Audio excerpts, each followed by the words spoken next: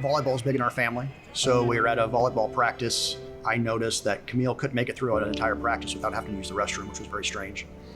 And then she went to a wellness doctor's appointment and she had lost weight.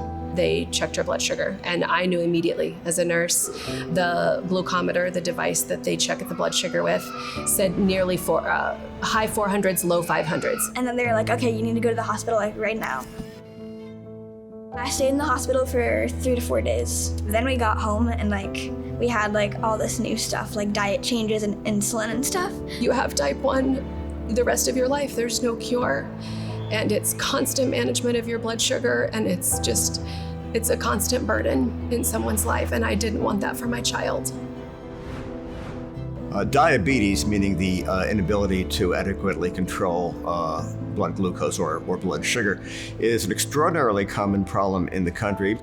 The great news these days is that we really have very good technology and very good treatments.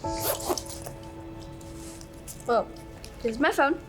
It's a nice phone, but it also has my Dexcom monitor, which I have in my little corner of my screen, which shows my blood sugar. And then I also have the same thing on my pump right here. And then I also carry snacks with me, like glucose tabs.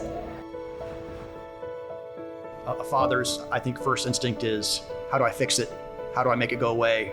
So I got online and I looked for cures or for studies that were, trying to find one. And there was a trial, a study for a medication that was for children who were newly diagnosed, and Camille fit the parameters that they were looking for. And Children's Health was one of the few locations in the United States that was putting on that trial.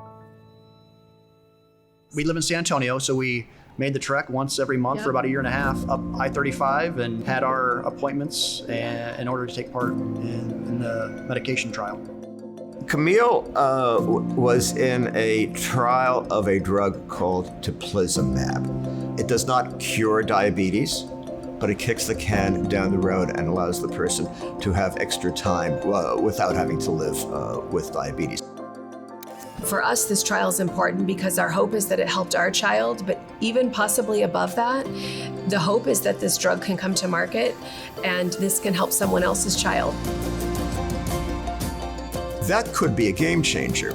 It's the first drug that would really kind of change the course of the disease since the invention of insulin, and that's huge. Camille does not let it get in her way of success. She is an incredibly driven child and does not let type 1 diabetes affect the fact that she wants to have a normal childhood and then a normal adult life when she gets older. She plays volleyball and is pretty good. Usually I'll make sure I feel okay, and then I'll keep on playing. But sometimes during the game, my sugar gets low, and when I'm on the sidelines, my parents have to come and give me juice. Trials are extremely expensive and they take a long time. I've heard the factoid that that the average cost to get a drug to market from earliest concept is $1 billion, and so we really would not be able to do early phase studies and begin to get some idea whether a project is worthwhile without ongoing philanthropic support.